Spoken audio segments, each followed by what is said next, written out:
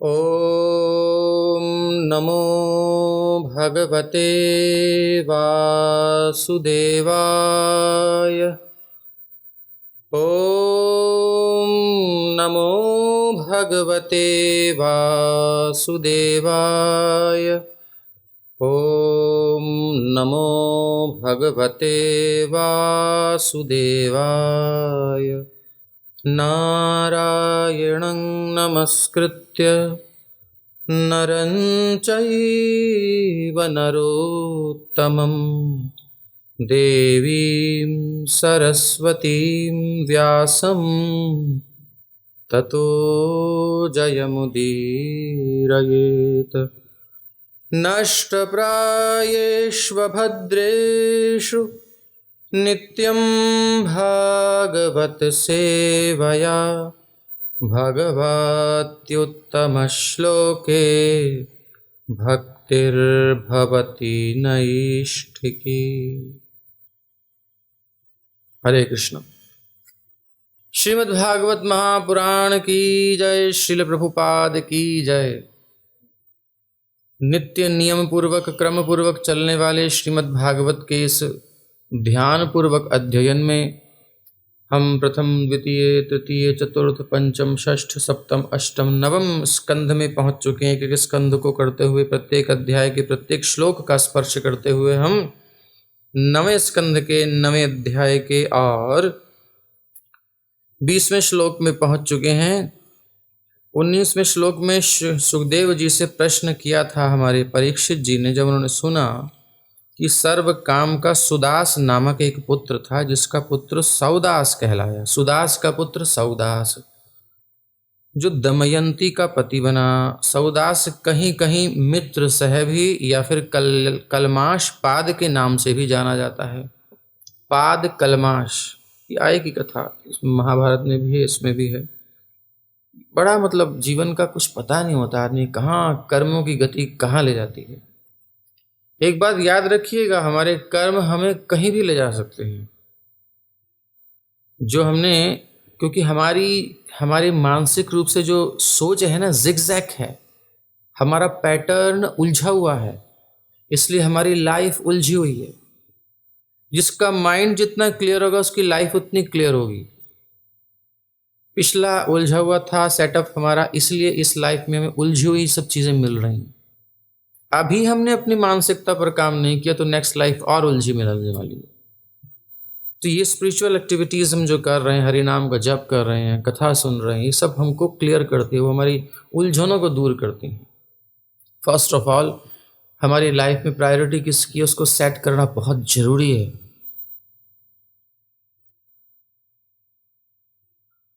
ये एक खाली परविंदर जी नहीं है, बाकी सब लोग भी हैं। इनके माध्यम से सबसे कहा जा रहा है सबसे पहले प्रायोरिटी लाइफ में क्या है हमारे, यही पता ही नहीं अभी हम लोगों को। तो कैसे चलेगी जिंदगी? हमेशा उलझे रहेंगे। हर एक व्यक्ति अप्रसन्न रहेगा, ना फैमिली में ना भगवान की भक्त, किसी संपर्क ठीक नहीं रहेगा और ना खुद से संतुष्ट रहेंगे। इसलिए प्राथमिकता किसकी है हमारे जीवन में, सबसे पहले ये निश्चय करना चाहिए। ऑप्शंस हैं फर्स्ट सेकंड थर्ड फोर्थ 5 6 7 8 9 10 जो भी हैं, लेकिन उसमें प्रायोरिटी मुझे किसको देनी है? फर्स्ट ऑफ ऑल, देन, फिर देन, फिर देन, फिर देन। तुरंत एक्शन लेने में कोई प्रॉब्लम नहीं आएगी, बट हम उलझे हुए हैं, इसको पहले रखें, किसको पहले रखें। सुबह उठना है तो क्या करना है? सुबह की कथा को मिस कर देंगे तो सारी समस्याएं पैदा हो जाएंगी। सबसे पहले हरिनाम और कथा, इन दोनों का आश्रय तो हमारी जीवन होना चाहिए, ये प्रायोरिटी होनी चाहिए। ये नहीं है तो हमारी जीवन में शांति आ ही नहीं सकती, कुछ मैनेजमेंट नहीं कर पाएंगे, डिप्रेशन में रहेंगे, फ्रस्ट्रेशन रहेगा। ये हमारी आत्मा की खुराक है। खाओगे नहीं, पियोगे नहीं तो कैसे लड़ोगे संसार में, रहोगे कैसे? ये भोजन करके भर पेट करके फिर निकलो, कहीं निकलना है दुनिया में, कोई प्रॉब्लम नहीं है। अच्छे से करना चाहिए, ये प्रायोरिटी पहले रखें। जीवन का लक्ष्य भगवत प्राप्ति है, लेकिन अब शरीर संसार भी है, रिलेशंस भी है, इनको मेंटेन करना है। तो 3 भाग हमने इनको बताए थे, आप सबको ही बता देते हैं। कुंभकर्ण बता रहा है रावण को, कम से कम असुरों से कुछ तो हम सीख ही सकते हैं। चलो मनुष्यों की, देवताओं की बात छोड़ दीजिए, असुर लोग बता रहे हैं, ये राक्षस लोग बता रहे हैं। कुंभकर्ण कहता है रावण से कि 3 भागों में समय को विभाजित करना चाहिए, धर्म, अर्थ और काम, क्योंकि उसके दिमाग में मोक्ष तो है नहीं। तो इसलिए धर्म, अर्थ, काम, मतलब वो भी धर्म के अनुसार चलते हैं, अपने धर्म के अनुसार। धर्म क्या है? वो हमारा धर्म हो गया वैष्णव, भगवान की सेवा, आत्मा का धर्म, ठीक है, अपन लोग इसमें डाल लेते हैं, उसने कुछ और बोला। तो धर्म हमारा हो गया भक्ति, आत्मा का धर्म, ये प्रातः काल में करना चाहिए। अर्थ ये दोपहर का समय है, काम संध्या रात्रि का समय। ये 3 विभाग कर लेंगे, सेटलमेंट अच्छे से हो जाएगा। अभी क्या होता है, सुबह के समय किसी की कॉल आ रही है, सुबह के समय कोई फालतू की बातें कर रहा है, खत्म कर दिया आपने धर्म का समय, नष्ट। जब धर्म ही नष्ट हो गया तो सब कुछ नष्ट हो गया। और अगर आपने धर्म की रक्षा कर ली, यानी अपने धर्म का पालन कर लिया, तो धर्म रक्षति रक्षितः, फिर यह आपकी रक्षा करेगा पूरे दिन पूरी रात। जो भोजन आप प्रातः काल लेते हो बढ़िया से लेना चाहिए, क्योंकि आप लोगों को जाना है बाहर, कोई जॉब पे, कहीं बिजनेस पे, कहीं जो भी है। इसलिए एक बार अच्छे से पाप के जाइए। आध्यात्मिक डाइट की बात कर रहा हूं। उसके बाद फिर भूल जाइए, अभी जो मटेरियल लाइफ में जी रहे हैं, जो पजल है, उनके लिए कह रहे हैं कि भूल जाओ क्या हमने क्या माला क्या नाम, कुछ जरूरत नहीं करने की दोपहर में। अच्छे से अपना काम निपटाओ, अर्थ के लिए जो भी अर्थ जो भी हमें चाहिए। अब हमारा लक्ष्य क्या है? भगवान की ओर चलना, भगवान को प्राप्त करना, उसके लिए जितनी नीड है वो करनी पड़ेगी, तो फोकस होकर करना चाहिए। और उसके बाद फिर संध्या समय जब आप लौट करके आते हो तो फैमिली से मिले, माता पिता हैं उनको टाइम दें, बच्चे हैं, बीवी है, जो भी हमारे रिलेशंस हैं, जो भी किधर जाना है, घूमना फिरना कुछ करना कर लीजिए। जब गृहस्थ में तो करना चाहिए, थोड़ा सा निकल जाओ खंड घूमने। क्या अगर बिल्कुल पजल हो रखी है लाइफ, तो कम से कम 3 भाग तो कर सकते हैं राक्षसों के अनुसार। मनुष्यों की तो बात बहुत दूर है, हम लोगों को ये भी नहीं पता है आजकल। तो मैनेज करना पड़ेगा लाइफ को सबसे पहले, तब निकल पाएंगे, नहीं तो बड़ा कठिन है। तो यहाँ ये प्रश्न करते हैं कि सवदास कहीं कहीं मित्र सह या कलमाशपात के नाम से जाना जाता है, ये ऐसा सुखदेव जी ने बताया। अपने ही दुष्कर्मों के कारण मित्र सह निसंतान था और गुरु वशिष्ठ द्वारा उसे राक्षस बनने का शाप मिला। अब सुनिए आगे कथा। महाराज परीक्षित पूछते हैं कि किन निमित्तो गुरु शापा, किस निमित्त से गुरु ने शाप दिया, ये थोड़ा बताइए। और सौदासस्य महात्मनः, सौदास जैसे महात्मा को किस प्रकार से गुरुदेव ने शाप दे दिया। एतद वेदितुम इच्छामः, ये सब जानने की मेरी इच्छा है। कथ्यतां, कहिए कहिए, न रहो यदि, यदि इसमें कोई एकांतिक बात ना हो, कोई रहस्य की बात ना हो, कोई छुपाने की बात ना हो, तो कह दीजिए। कुछ बातें सबसे कही नहीं जाती, कुछ बातें कही जाती हैं, तो आप बताइए। सुखदेव जी कहते हैं, श्री शुक उवाच। अब सुखदेव जी यहां से बोलना प्रारंभ करते हैं, ये हम ध्यान से सुने। सौदासो मृगयां किंचिच्चरन् रक्षो जघानः, मुमोच भ्रातरं सोऽथ गतः प्रतिचिकीर्षया। संचिन्तयन्नघं राज्ञः सूदरूपधरो गृहे, गुरवे भोक्तुकामाय पक्त्वा निन्ये नरामिषम्। श्री सुखदेव गोस्वामी ने कहा, एक बार सौदास जंगल में रहने गया, वहां उसने एक मानव भक्षी राक्षस को मार डाला, किंतु राक्षस के भाई को क्षमा करके छोड़ दिया। शत्रु और रोग को नहीं छोड़ना चाहिए, क्षत्रियों के लिए विशेषकर शत्रु को, और मनुष्य के लिए रोग को। किंतु उस भाई ने क्या किया, जब छोड़ दिया क्षमा करके, तो उसने प्रतिशोध लेने का निश्चय किया। अब देखो कहाँ कहानी मोड़ लेती है।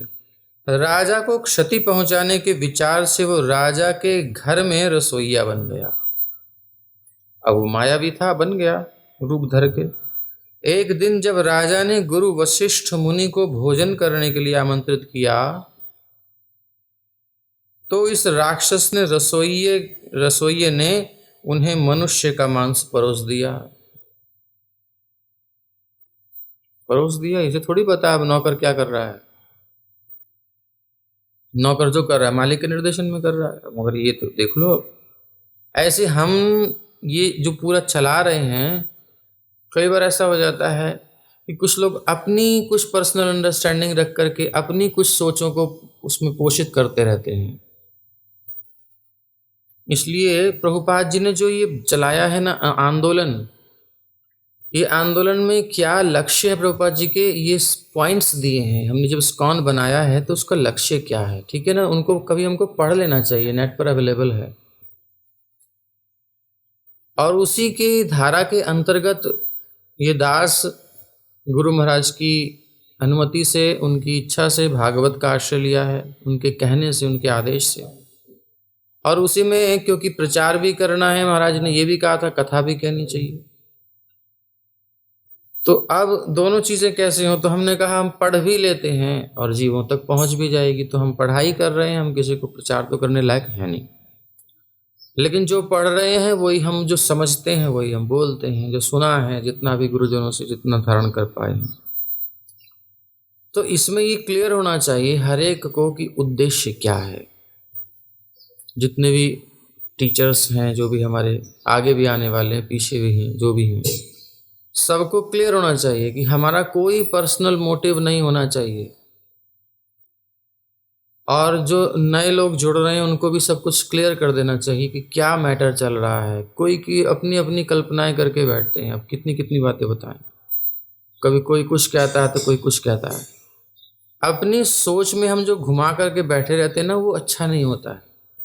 अपनी दुनिया सबकी अलग बसी होती है। तो इसलिए स्पष्ट रखना चाहिए, लीडर्स को देखना चाहिए, तब तो ये अच्छे से चल पाएगा। जो हमारा उद्देश्य है कि गांव-गांव में गीता का एक टीचर होना चाहिए, प्रचारक होना चाहिए, ये प्रयास है। अब छोटा सा आप ही लोगों को आगे बढ़ाना है, हम तो रहे ना रहें, कल आगे ये जो ग्रुप रहना चाहिए, ऐसा कुछ करना चाहिए। प्रभुपाद जी का एक कमरा ये है, कई सारे प्रभुपाद जी के ग्रुप्स हैं इस्कॉन के अंतर्गत, कई डिवोटीज अपना अपना प्रयास कर रहे हैं, तो उन्हीं की सेवा में यह समर्पित है। तो इस्कॉन की प्रभुपाद जी के मिशन से जुड़ के हमें चलना है, उसी के पैरेलल, क्योंकि उसी में जो जो कुछ है उसी से हम लेके दे रहे हैं, कुछ अलग नहीं है हमारा। तो प्रभुपाद जी का आश्रय नहीं छोड़ना, तभी हमारी गति है। गुरु महाराज का आश्रय लेकर के और उनकी प्रसन्नता के लिए हमें कुछ करना है और अपना जीवन समर्पित करना है। तो यहाँ क्या हुआ, अब ये देखिए कितनी बड़ी समस्या हो गई इनके लिए। ये सावधान नहीं रह पाए, इन्होंने विश्वास कर लिया कि जो मैंने कह दिया वो ठीक कर रहा है। ये हमारे साथ भी हो सकता है, इसलिए इतने अंधे नहीं बनना चाहिए, इतना विश्वास अंधा नहीं कर लेना चाहिए किसी व्यक्ति के ऊपर कि बस वो सब सही ही करेगा। अगर वो आपसे संपर्क नहीं रख रहा है, इसका मतलब कुछ डाउट है उसको, कुछ ना कुछ चल रहा है उसके अंदर, कई लक्षण दिखाई दे जाते हैं। ये सब चीजें धीरे धीरे समझ में आ जाती हैं। तो एक दिन जब राजा ने गुरु वशिष्ठ मुनि को भोजन करने हेतु आमंत्रित किया, तो इस राक्षस ने, रसोइये ने, उन्हें मनुष्य का मांस परोस दिया। अब ना इन राजा की गलती कुछ नहीं है, लेकिन भिड़ा दिया दोनों को। एक तीसरे व्यक्ति ने एक राजा को एक साधु से भिड़ा दिया। देखो बदला निकालने के लिए कैसे, कहाँ डाला है, न राजा को पता है न वशिष्ठ मुनि को पता है, किसी को पता ही नहीं है। क्योंकि वो वशिष्ठ मुनि के माइंड में क्या कॉन्सेप्ट चल रही है कि राजा मुझे निमंत्रित कर रहा है, तो जो कुछ होगा राजा के निर्देशन में उसकी जिम्मेदारी बनती है। राजा सोच रहा है कि मैंने रसोइया रखा है, परफेक्शन बिल्कुल देख दाख के रखा है, अब उसे क्या पता कपड़ रखा है, ठीक ही करेगा। बीच बीच में चेक भी करते रहना चाहिए, चल रहा है कि नहीं चल रहा कुछ ठीक। ऐसे ही माता पिता को अपने बच्चों पर केयर करनी चाहिए। छोड़ देते हैं बच्चे को बिल्कुल, वो क्या कर रहा है कुछ पता ही नहीं है, वो प्रभु जी वो रूम बंद करके रहता है, वो अलग रहता है प्रभु जी वो, और सो जाता है। मोबाइल तो देखने की हमारी हिम्मत नहीं है उसकी प्रभु जी, फिर वो ऐसा वैसा। तो कि ये सब ना नरक में ले जाने भेजने वाले काम है बच्चों को। या तो इतना मैच्योर कर दो उसको बिल्कुल खोल के अच्छे से, और नहीं तो बहुत ध्यान रखो, क्योंकि बच्चे बहुत भटकते हैं। परिवेक्ष्यमाणं भगवान् विलोक्या भक्ष्य मंजसा राजानमपश्यत् क्रुद्धो रक्षो ह्येवं भविष्यसि। वशिष्ठ मुनि परोसे हुए भोजन की परीक्षा करते हुए, अब देखो हर जगह परीक्षा होनी चाहिए। राजा से त्रुटि हो गई तो चलो कोई बात नहीं, जो खाने वाला है उसको ध्यान रखना चाहिए। और देखो परीक्षा हर एक अपने स्तर से करता है। जितना आप शुद्ध होंगे, जितने आपने भजन भगवान का आश्रय लिया होगा, उतना आप पहचान जाओगे जल्दी। और जितना माया का आवरण होगा उतना टाइम लगेगा समझने में। धोखा खाने के बाद भी अकल नहीं आती आदमी को, जितना तमोगुण में बुद्धि होती है फंसी हुई। वशिष्ठ मुनि परीक्षा करने लगे, योग बल से समझ गए कि ये मामला गड़बड़ है, ये मनुष्य का मांस है, इसलिए अभक्ष्य है। फलस्वरूप वो बहुत ही गुस्सा हो गए, क्या मतलब। और उन्होंने तुरंत ही सावदास को मनुष्य भक्षी बनने का शाप दे दिया। मनुष्य का मांस खिलाता है, अच्छा जा तू मनुष्य भक्षी हो जा, मुझे खिलाता है तुझे खाना पड़ेगा, राक्षस बन जा। अरे बाप रे बाप रे। रक्षः कृतं तद्विदित्वा चक्रे द्वादश वार्षिकम् सोऽप्यपोऽञ्जलिमादाय गुरुं क्षप्तुं समुद्यतः वारितो मदयन्त्यापो रुशतीः पादयोर्जहौ दिशः खमवनीं सर्वं पश्यन् जीवमयं नृपः।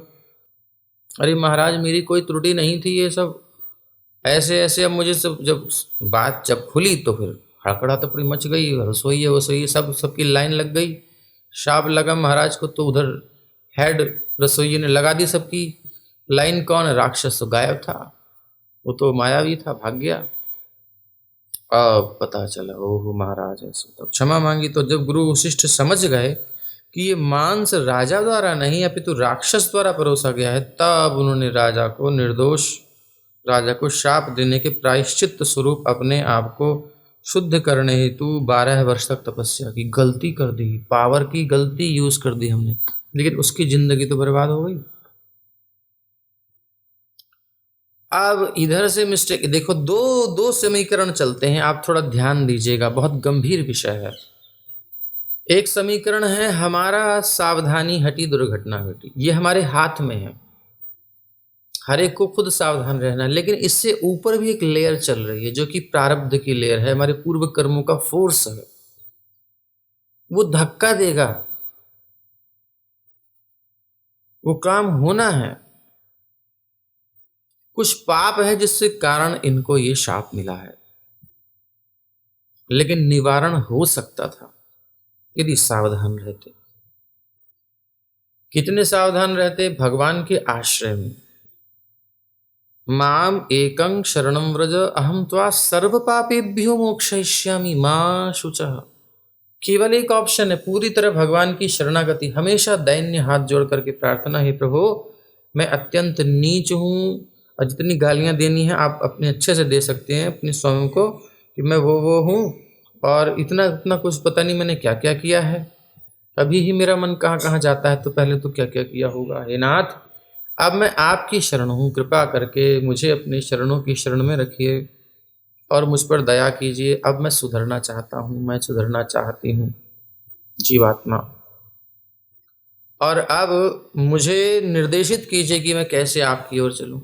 नयमां चरणान्तिकम न जीवामी न जीवामी न जीवामी त्वया बिना। मैं आपके बिना नहीं जी सकती, नहीं जी सकती, ये जीवात्मा आप परमात्मा के बिना नहीं जी सकती। इति ज्ञात्वा, यह जान करके, नयमां चरणान्तिकम, आप मुझे अपने चरण कमलों की ओर खींचिए, ले चलिए। नाहि मम बल ज्ञान सुनिर्मल स्वाधीन नहे काया। क्योंकि प्रारब्ध के वश में है, वो होगा हमसे, वो गड़बड़े होंगी। लेकिन यदि भगवद आश्रय होगा, गुरुजन का आश्रय होगा, तो वो बचा लेंगे। ना ही मम बल ज्ञानिन सुनिर्मल, ना तो मेरा बल है न मेरा ज्ञान है। एक लिमिटेड फोर्स है ना, पावर है हमारे पास, उसके ऊपर भी तो प्रॉब्लम्स है। फोर्स तो बहुत बड़े बड़े हैं, कहाँ बच सकते। स्वाधीन नहीं एकाया गोपीनाथ, मम निवेदन सुनो। विषयी मैं बिल्कुल भोगी हूँ, दुर्जन हूँ, नीच हूँ, सदा कामरत, हमेशा अपनी डिजायर्स फुलफिल करने के लिए लगा रहता हूँ, काम पूर्ति के लिए। किछु ना ही मोर गुण, मेरे अंदर कोई गुण नहीं है। रो के आना चाहिए बात, तब तो हमारे अंदर सच्चाई है। और उल्लास नहीं आ रही, हमें को कोई फील ही नहीं हो रहा, बस गा दिया भजन, बहुत अच्छी म्यूजिक, बहुत अच्छा था प्रभु जी, और इतना अच्छा भजन लगा रहा था, कभी मैंने सुना नहीं था। क्या बात है, कुछ नहीं सुना अभी हमने, ऊपर ही ऊपर सरफेस पर घूम रहे हैं, उसकी डेप्थ में जाना है। वो भाव हृदय से निकलना चाहिए, नहीं तो गा गा कर निकालिए। ये सतत प्रार्थना करनी है, तब भगवान के आश्रम में ऐसे रहेंगे, तब जाकर के तो हम भगवान की कृपा से बच सकते हैं। नहीं तो धो देती है ये माया, हमारे प्रारब्ध, हमारे कर्म हमें रगड़ देते हैं। तो अब ये वशिष्ठ जी को पता चला गलती हो गई, अब इनका भी यूज किया गया। ये विधान है कुछ, लेकिन मेरा यूज हुआ क्यों, गलत जगह क्यों उपयोग हुआ। हे नाथ, मैं आपकी शरण हूं, कृपा करो। अब वशिष्ठ जी ने तपस्या करी 12 वर्ष तक, एक गलती के लिए 12 वर्ष तक तपस्या करी। अकारण क्रोध कोई करता है तो 12 वर्ष की तपस्या नष्ट हो जाती है। सो 12 वर्ष की तपस्या करी, तो फिर वो राक्षस वाक्षस पटक देंगे ना। अगर थोड़े से वीक होते हो तो सामने वाला अपोनेंट जो होता है पटक देगा आपको, इसीलिए बड़ा पावरफुल रहना पड़ेगा। इस बीच क्या हुआ, राजा सवदास ने अंजलि में पानी लेकर गुरु वशिष्ठ को शाप देते हुए शाप मंत्र का उच्चारण किया।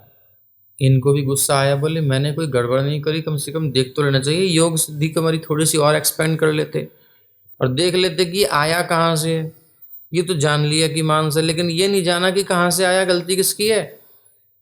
मैं तुमको शाप देता हूँ, पावरफुल ये भी थे। शाप मंत्र का उच्चारण किया, किंतु उनकी पत्नी ने समझा दिया, अरे महाराज क्यों प्रारब्ध के बहकावे में आ रहे हो, अपनी कर्मों के रिएक्शंस के फोर्स में ऐसा कुछ मत करो, कंट्रोल करो गाड़ी को।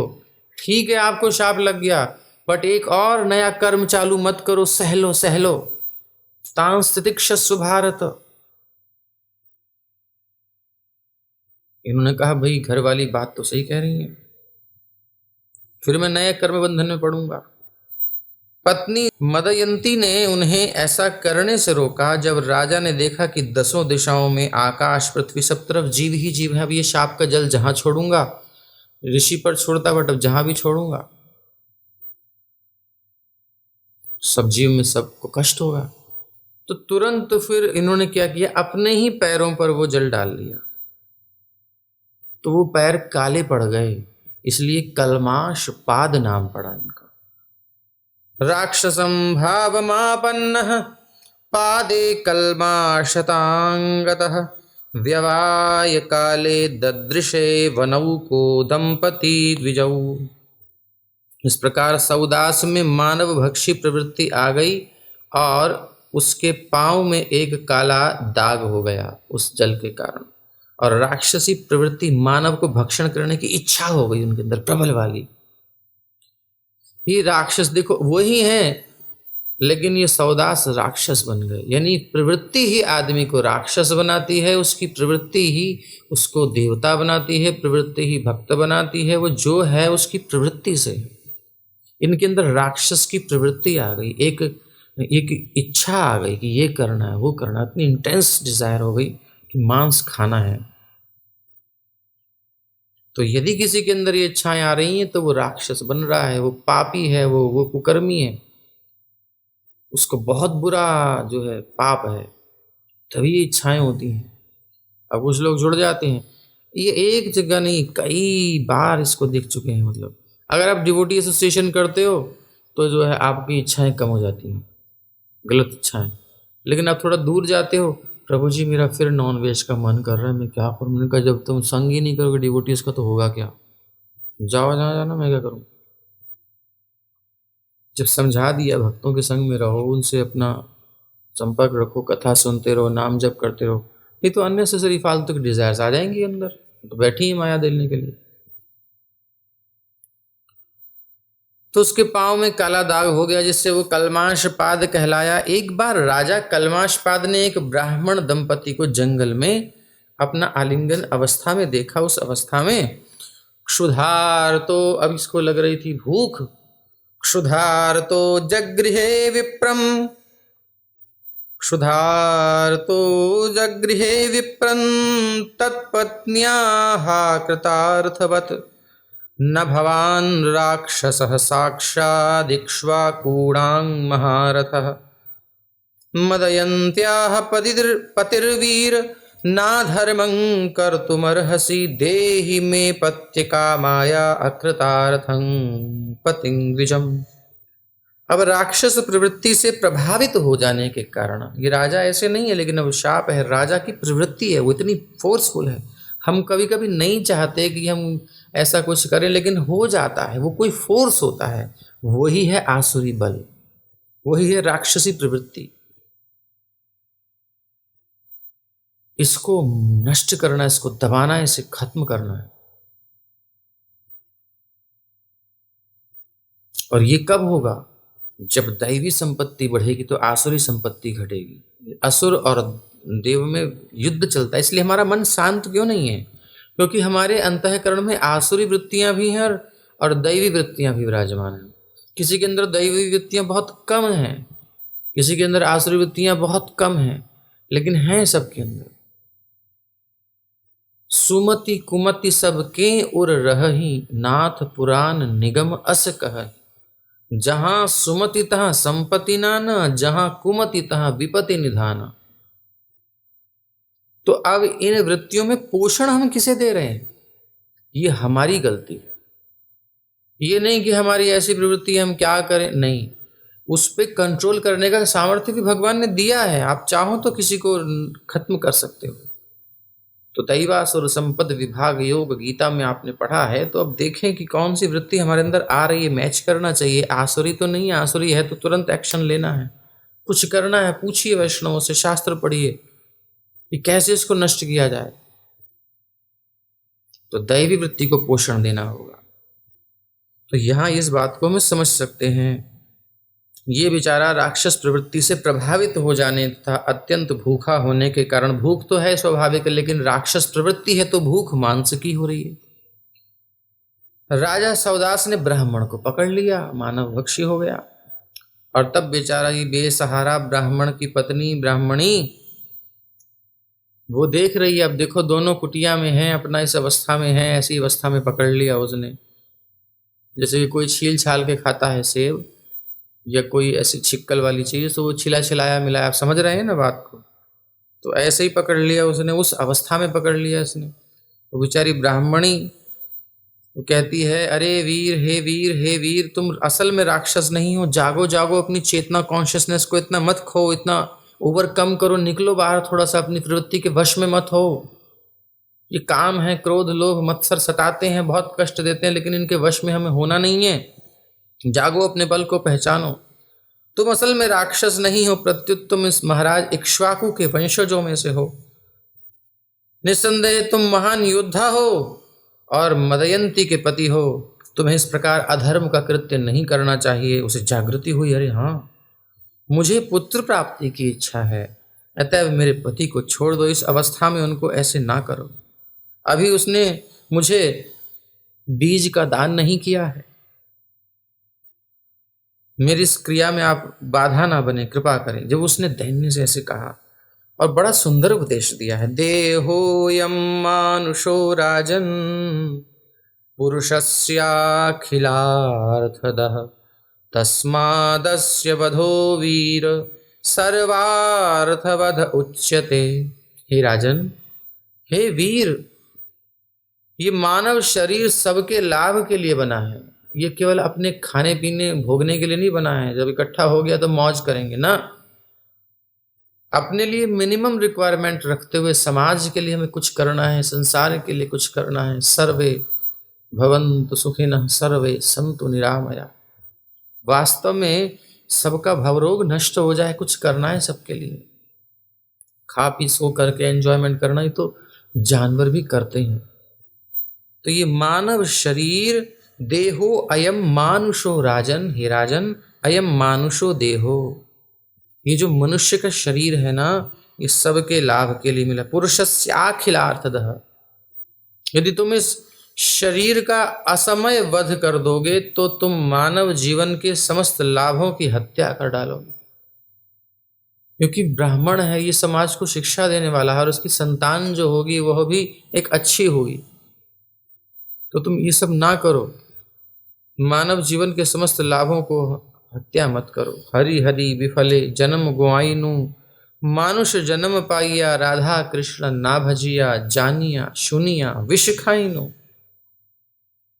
इसलिए इस संसार में एष हि ब्राह्मणो विद्वांस तपःशील गुणान्वितः, आरिराधयिषुर्ब्रह्म महापुरुष संगीतम्, सर्वभूतात्म भावेन भूतेष्वंतर्हितं गुणैः।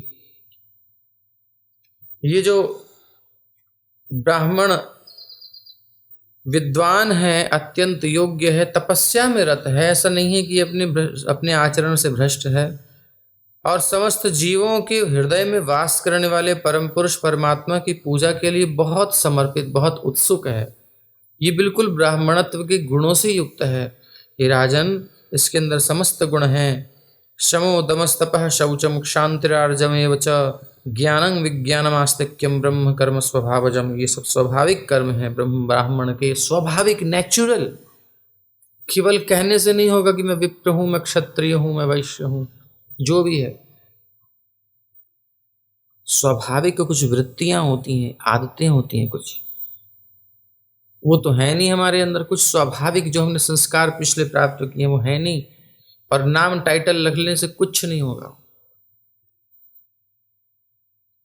इसीलिए इस सुंदर ब्राह्मण को सो अयम ब्रह्मर्षिवर्यस्ते राजर्षि प्रवराट विभो, कथमर्हति धर्मज्ञ वधं पितुरिवात्मजः। हे प्रभु, तुम धार्मिक सिद्धांतों से पूरी तरह अवगत हो, सब जानते हो क्या गलत है क्या सही है। जिस प्रकार पुत्र कभी भी अपने पिता द्वारा मारा नहीं जाता, उसी प्रकार इस ब्राह्मण की रक्षा है राजा द्वारा होनी चाहिए। राजा की पुत्र संतान ही होती है प्रजा, तो तुम राजा हो, शापवश एक राक्षस की वृत्ति तुम्हारे अंदर हावी हो गई, उस पर ओवरकम करो, निकलो उससे। तो उसी प्रकार इस ब्राह्मण की राजा द्वारा रक्षा होनी चाहिए, न कि वध होना चाहिए। आप जैसे राजर्षि द्वारा इसका वध किस प्रकार उचित है, अपने आप को पहचानिए। तस्य साधुर पापस्य भ्रूणस्य ब्रह्मवादिनः, कथम वधं यथा ब्रह्म बभ्रोर मन्यते सन्मतो भवान। तुम सुविख्यात हो, विश्व में तुम्हारा नाम है, और विद्वानों में भी तुम पूज्य हो। तुम किस प्रकार इस ब्राह्मण का वध करने का साहस कर रहे हो, जो कि साधु है, कोई गलत नहीं कर रहा, निष्पाप है और वैदिक ज्ञान में बिल्कुल पटु है। उसका वध करना गर्भ के अंदर भ्रूण को नष्ट करने या गाय के वध के बराबर है। यानी इतने बड़े बड़े पाप हैं, और आज लोग ऐसे करते हैं कि कोई फील ही नहीं होता उनको। बहुत बड़ा पाप है। इसीलिए लोग कहते हैं हमने क्या किया, हमने क्या किया, हमने क्या किया। गोलियां खाई तुम लोगों ने,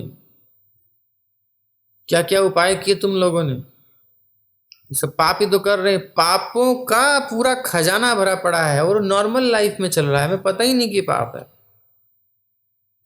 यहां तो कुछ संस्कार हैं तो कुछ पता होता है, वो गुपचुप करता है आदमी, लेकिन फॉरेन कंट्रीज में तो उनको होश ही नहीं है, हर पाप करने में लगे पड़े। तो जो गाय की हत्या का पाप है वो गर्भ में स्थित जीव के भ्रूण की हत्या का पाप है, वही ब्राह्मण की हत्या का पाप है। भ्रूणोर भके बाल गर्भे, भ्रूण शब्द या तो गाय के लिए आता है या गर्भस्थ शिशु के लिए आता है। बाल गर्भे और अर्भके और भ्रूणों। वैदिक संस्कृति के अनुसार गर्भ में जीव को अविकसित भ्रूण को विनष्ट करना या ब्राह्मण या गाय के वध के समतुल्य पापमय है। तीनों एक ही हैं। भ्रूण में जीव अविकसित अवस्था में रहता है, जीव तो होता है। इस पर प्रभुपाद जी ने बड़ा लंबा डिस्कशन किया है किसी चर्चा में, कन्वर्सेशन में आई थिंक है, तो वो इस बात पर कर रहे हैं चर्चा। तो उसमें प्रभुपाद जी ने ये सार दिया है कि जिस दिन ये बीज प्राप्त होता है माता को, वो जीव है, वो भ्रूण है। आज की साइंस उसे जो भी माने, वो जीवन है उसके अंदर।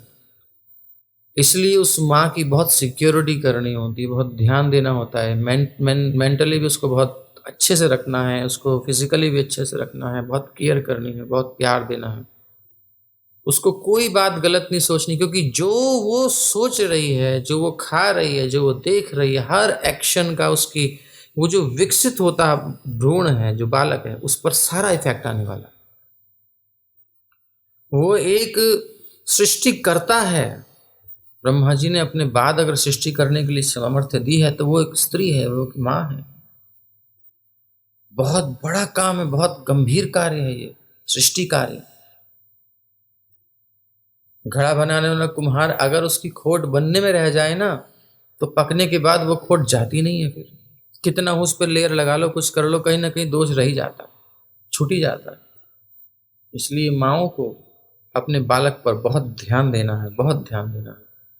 और जिस दिन गर्भाधान संस्कार हो उसी दिन से ये फोकस हो जाना है कि मैं बिल्कुल, मेरा बहुत बड़ी जॉब है, बहुत बड़ा काम है, बहुत बड़ी सेवा है समाज के लिए मुझे देनी है। एक वीर हो, जननी जने तो भक्त जने, या तो भक्त देना है, या दानी हो, या शूरवीर हो।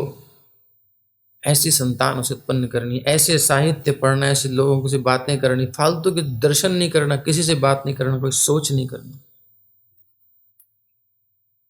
और नहीं तो सामने पैदा हुआ बालक और रूम, वो बोले बालक काला हुआ और जो है वो माता पिता गोरे। ऐसा भी हुआ है। ऐसा कैसे हो गया भाई, क्या चक्कर है, किसका क्या गड़बड़। तो डॉक्टर ने कहा तुम किसको देखती हो, कोई तुम्हारे रूम में कौन कौन है, किसको ज़्यादा देखती हो। तो उसने कहा कि रूम में तो एक काला हबशी का सामने उड़ते ही सीधा वहीं दृष्टि जाती थी, तो रोज वो उसको देखती थी। वही संस्कार उसके पड़ गया, ऐसा प्रभाव से उसने देखा, इतना इंटेंस फीलिंग के साथ देखा कि वो काला ही हो गया बालक। ये क्योंकि वो बन रही है ना, वो मैटर बन रहा है, ऐसा तक हो गया। महान आश्चर्य।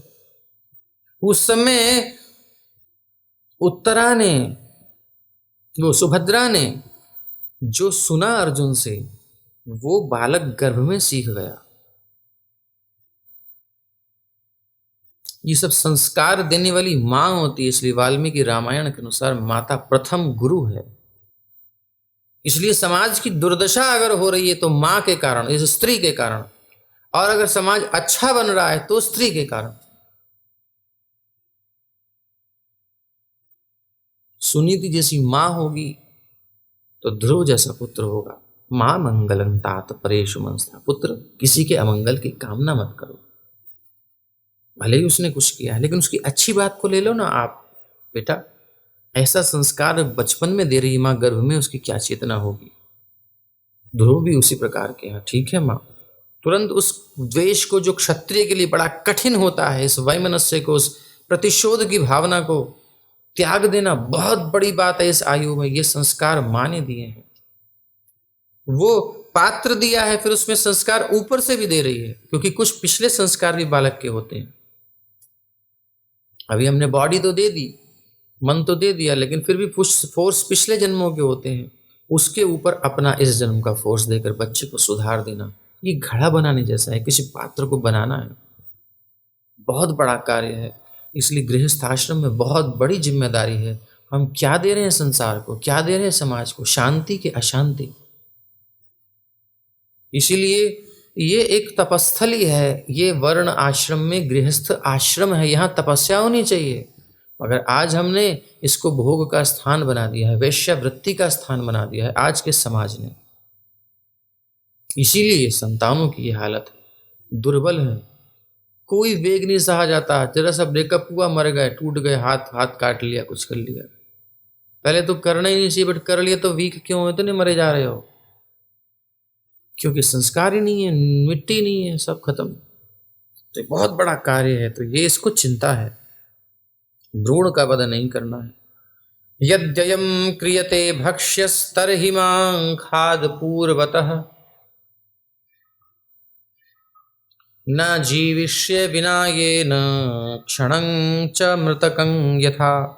मैं अपने पति के बिना एक क्षण भी जीवित नहीं रह सकती। यदि तुम मेरे पति को खा जाना चाहते तो अच्छा होगा कि पहले तुम मुझे ही खा लो, क्योंकि मैं अपने पति के बिना एक मरे हुए एक लाश के समान, एक मृतक शरीर के समान ही हूं। मैं ऐसे नहीं जी सकती, मेरे प्राण हैं ये। रो रो करके प्रार्थना करती है। वैदिक संस्कृति में सती या सहमरण की प्रथा है, जिसमें स्त्री अपने पति के साथ मरती है, कोई धक्का नहीं देता। इस प्रथा के अनुसार यदि पति मर जाता है तो पत्नी अपने पति की जलती चिता में स्वेच्छा से कूद कर अपनी जान दे देती है। इतना प्रेम होता है, इसे कहते हैं प्रेम। उसे आग लगती ही नहीं, उसे फील ही नहीं होती, इतना आकर्षण, इतना विरह उसको कष्ट होता है ना, उस जलन से वो आग को ठंडा समझती है, कुछ नहीं है ये। ऐसा लगाव होता है ये, इतना लगाव हो जाता है। इस श्लोक में ब्राह्मण पत्नी द्वारा संस्कृति की आधारभूत भावना की अभिव्यक्ति हुई है। पति विहीन स्त्री शवतुल्य है, इसलिए वैदिक संस्कृति के अनुसार कन्या का विवाह होना आवश्यक है। ये उसके पिता का उत्तरदायित्व है। भले ही कन्या को दान में दिया जाए और पति की एक से अधिक पत्नियां हो सकती हैं, किंतु कन्या का विवाह तो होना ही चाहिए। यही वैदिक संस्कृति है। स्त्री को सदैव आश्रित माना जाता है। बचपन में वो अपने पिता पर, युवावस्था में अपने पति पर और वृद्धावस्था में अपने सयाने पुत्रों पर आश्रित रहती है, तो उसके अंदर दोष नहीं आता, मतलब उसको ठगता नहीं फिर कोई, नहीं तो वो प्रॉपर्टी हो जाती है नॉर्मल। वो उसको पता नहीं चलता, बट वो पब्लिक प्रॉपर्टी बना दी गई है इस प्रकार के लोगों के द्वारा। ऐसा एनवायरनमेंट बना करके कोई भी देखे, कोई भी टच करे, कोई भी कुछ करे, बस थोड़ा सा फुसलाना होता है, उसे कन्विंस करना होता है, काम करो। मनु संहिता के अनुसार वो कभी स्वतंत्र नहीं होती। स्त्री के लिए स्वाधीनता का अर्थ है कष्टमय जीवन, क्योंकि कोई जिम्मेदारी नहीं लेना चाहता, सब भोगना चाहते हैं और जिम्मेदारी नहीं लेना चाहता। आज के युवाओं में ये टेंडेंसी आ रही है, इसलिए कुछ लोग विवाह नहीं करते हैं, लेकिन वो सेक्स लाइफ को भी नहीं छोड़ते। ऐसा भी है, विदेशों में तो बहुत चल रहा है ये ट्रेंड, भारत में भी आ रहा है। और ये तब पता चलता है, जवानी दीवानी में पता नहीं चलता, जब आती है ना एक एज, उसके बाद सब लोनलीनेस पे समझ में आता है, यार कोई होना चाहिए था, मैं कहीं एक जगह टिकना चाहिए था। फिर वो खोजते हैं तो कोई पूछने वाला नहीं होता। फिर वो जीवन देखिए जाकर के वृद्धों का जीवन कैसा है, जिन्होंने इस प्रकार की मौज की है, उनकी मौज कैसे सोच में बदल गई है। ये सब देखना चाहिए, बैकग्राउंड में क्या चलता है, आफ्टर सम टाइम क्या हो रहा है, उसके परिणाम में देखें ना क्या है। हम फल देख नहीं रहे सीधा, अभी बच्चों को कुछ पता ही नहीं। कभी जाके देखो उन ओल्ड हाउसेस में, कभी उन बूढ़ों से बात करो जिन्होंने इस प्रकार का जीवन जिया। आज इनके कोई आश्रय नहीं, कोई टेक केयर करने वाला नहीं, क्योंकि जो संतान होती है वो भी कहती है अपन लोग मौज करेंगे, तुमने की हम भी करेंगे। एक्सीडेंटल केस हो गए ना हम तो। कौन उत्पन्न करना चाहता है, तो पाप ही पाप, पाप ही पाप, पाप ही पाप, बस। इसलिए वो कष्टमय जीवन है, जैसे स्वतंत्र जीवन उसका होता है। कितना स्ट्रगल है उसके लिए। इस युग में कितनी ही लड़कियां अविवाहित हैं और वो झूठे ही अपने आप को स्वतंत्र समझती हैं, किंतु उनका जीवन दुखमय होता है। यहाँ एक ऐसा दृष्टांत है जिसमें एक स्त्री यह अनुभव करती है कि वो अपने पति के बिना एक शव के समान है। एवं करुण भाषिण्या विलपन्त्या अनाथवत् व्याघ्र पशुमिवाखादत् सौदासः शाप मोहितः। गुरु वशिष्ठ द्वारा शापित राजा सौदास ने नहीं सुना। वो इतना प्रभावित हो गया उस आसुरी वृत्ति से कि उस ब्राह्मण को खा गया, जिस प्रकार कोई बाघ अपने शिकार को खा जाता है, कच्चा खा गया। राक्षस जो होता है ना, वो कच्चा खा जाता है। तो जो कच्चा मांस खाने वाले हैं वो राक्षस हैं। वो हो सकता है उन्होंने बढ़िया मेकअप किया हो, ब्यूटी पार्लर में जा करके आई हो, लेकिन वो राक्षसनी है। सुपर्णखा भी तो ऐसी थी, राम जी के पास आई बढ़िया रूप में, लेकिन वो राक्षसी थी। खाने को दौड़ गई सीता को, बोले इसी के चक्कर में सब लड़ाई हो रही है, वो इसी को खा जाऊं। ये राम विवाह नहीं कर रहा, ना लक्ष्मण कर रहा मुझसे, या निकल के आई रूप सामने। तो जो कच्चा मांस खाने वाले हैं वो राक्षस हैं, खाने वाले हैं, ऐसे लोग हैं बिल्कुल। तो खा गया। यद्यपि ब्राह्मण पत्नी के अत्यंत कातर भाव से विनय की, लेकिन उसके विलाप से सवदास का दिल नहीं पसीजा। जो दिल कोमल, जो सॉफ्टनेस आती है, ये दैवी गुण है, और नहीं तो मानवीय भावनाओं की कोई केयर नहीं है हमारे अंदर, फीलिंग्स को नहीं समझते। मतलब आप फीलिंग्स भी देखनी पड़ेंगी कि वो किस एरिया की फीलिंग्स है। गलत एरिया वाली फीलिंग्स को तो देखना ही नहीं है, लेकिन सही एरिया वाली फीलिंग्स में उसकी केयर करनी होती है। नहीं कर रहा तो वो असुर ही है, वो राक्षस ही है, कठोर हृदय। ये भाग्य का उदाहरण है। अब सब तात्पर्य तक ध्यान से देखिए, ये भाग्य का उदाहरण है, इसे कहते हैं भाग्य।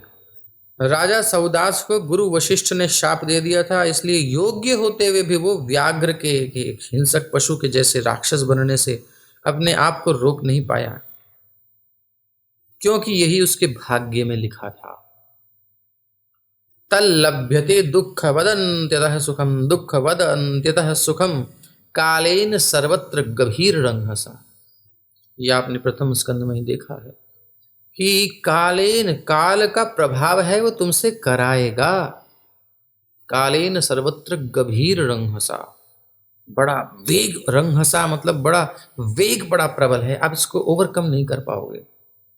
फिर आपने क्यों कहा प्रभु जी कि ओवरकम करो, क्यों ये कह रही है? बोले भगवत आश्रय से संभव है। अगर किसी प्रबल शत्रु से हम नहीं लड़ पा रहे हैं तो किसी से मित्रता कर लो, दो मिल करके उसे हरा सकते हैं। तो अपन जीवात्मा जो है ना, माया रूपी शत्रु से कभी नहीं जीत सकते, इस प्रारब्ध से नहीं जीत सकते। लेकिन यदि हम भगवत आश्रय में रहेंगे, भगवान की सेवा में रहेंगे, सतत प्रार्थना में दैन्य भाव से रहेंगे, तो भगवान प्रारब्धों को भुगवाएंगे, लेकिन तरीके से। मृत्यु के मुख से निकल निकल के आ रहे हैं। ये सब प्रारब्ध तो बहुत खराब है, अपने अपन लोगों के प्रारब्ध बहुत खराब हैं, अच्छे नहीं है, लेकिन भगवत आश्रय में रहने से निकल सकते। ऐसे निकल नहीं पाएंगे, ऐसे नहीं निकल पाएंगे, डायरेक्ट अपने बल से नहीं निकल पाएंगे। तो ये भाग्य का उदाहरण है, जो होगा होना ही है। जिस प्रकार भाग्य के द्वारा मनुष्य संकट में फंसता है, ये मेघनाद ने इंद्र को युद्ध में हराकर बंदी बना लिया था। रामायण में पढ़िए, वाल्मीकि रामायण में बंदी बना लिया। तो बड़ा उसे लज्जा हुआ उसको। फिर आए बृहस्पति और उसको छुड़ाया, जो है छोड़ दो भैया इसको, कोई बात नहीं। उन्होंने छोड़ दिया, लेकिन उसको हार का चिन्ह दिया कि मैंने तुझे जीता है। क्या नाम? बोले आप, तुम्हारा नाम होगा इंद्रजित। तो मेघनाद, मेघ के समान उसका नाद होता था, भयंकर गर्जना करता था। इस बादल गरजते हैं इसलिए मेघनाद। और जब वो इंद्र को जीत लिया तो नाम पड़ा इंद्रजित, इंद्र को जीतने वाला। बड़ी लज्जा हुई इंद्र को, बताओ मेरे को जीतने वाला कोई आपके नाम के कैसे जोड़े? बोले ये जो व्यक्ति है ना, ये फलाने सिंह को जीतने वाले हैं, फलाने शर्मा को जीतने वाले हैं, यानी इनके गुलाम है ये, ऐसा करके कोई किसी का नाम हो इंद्रजित। तो वो इंद्र को कितनी लज्जा होगी जब कोई बोलेगा, अरे बड़ा फील हुआ इंद्र को। पूछता है बृहस्पति से, मैंने ऐसा क्या, मतलब क्यों बंधन में पड़ा, मैं नहीं पढ़ सकता था। बोले तुमने गड़बड़ की थी ना पहले, वो याद कराई, आपको पता ही है। सो उस गड़बड़ का परिणाम है कि तुम्हें आज ही बंधन में पड़ना पड़ा। एक एक क्रिया किसी न किसी क्रिया का फल है। एक एक जो भी हमारे जीवन में घट रही घटना, कुछ भी हवा में नहीं हो रहा। और ऐसा कभी मत सोचिए कि हमने कुछ गड़बड़ नहीं करी, हमें याद ही कहाँ है क्या क्या हमने नहीं किया, क्या क्या किया। इसलिए चुपचाप सिर झुका देना अच्छा है, क्योंकि जब सबको मौका मिलता है तो सब करते हैं, है ना। चेतना शुद्ध नहीं है तो करेंगे। इसीलिए चुपचाप जो प्रारब्ध मिल रहा है सतत भगवान का आश्रय लेकर के, उनके आश्रय में रहकर सतत प्रार्थना करते हुए, ना ही मम बल ज्ञान शु निर्मल स्वाधीन नहीं काया। गोपीनाथ मम निवेदन सुनो, मैं आपकी शरण हूं, रक्षा करो रक्षा करो, मैं आपकी शरण हूं, मैं आपकी शरण हूं। ये दैन्य निरंतर चाहिए, निरंतर। फिर देखिए घटनाएं घटेंगी, होगा प्रारब्ध, लेकिन ऐसे निकल जाएगा कि आपको पता भी नहीं चलेगा, पता भी नहीं चलेगा। यही एकमात्र सॉल्यूशन है, बाकी दुनिया में कोई उपाय नहीं है। तो जिस प्रकार भाग्य के द्वारा मनुष्य संकट में फंसता है, उसी प्रकार भाग्य से वो सुख भी प्राप्त करता है। भाग्य यानी भावी अत्यंत प्रबल होती है, किंतु यदि मनुष्य कृष्ण भावनामृत को प्राप्त कर लेता है तो वो भाग्य को बदल सकता है। You can change your destiny. कर्माणि निर्दहति किंतु च भक्ति भाजाम, कर्माणि निर्दहति किंतु च भक्ति भाजाम, कर्माणि निर्दहति किंतु च भक्ति भाजाम। किंतु जो भक्ति भाजाम, भगवान की भक्ति में लगे हैं, हरे कृष्ण कृष्ण कृष्ण हरे हरे, हरे राम राम राम हरे हरे, जो भगवान की भक्ति में लगे हैं, उनकी सिचुएशंस कितनी क्रिटिकल हों, लेकिन वो सरलता से निकल जाएंगे। देखेंगे कि छू करके निकल गया, कुछ हुआ नहीं, होना तो बहुत कुछ था लेकिन साफ बच गए। वहीं दूसरा व्यक्ति उसी पोजीशन में क्या क्या उसके साथ हो गया, ये दिखेगा आपको। आंखें खोल करके रखेंगे तो, बंद नहीं रखेंगे तो दिखेगा। ये भगवान का कृपा का बल है, निकाल लेंगे, किसी भी परिस्थिति से निकाल लेंगे।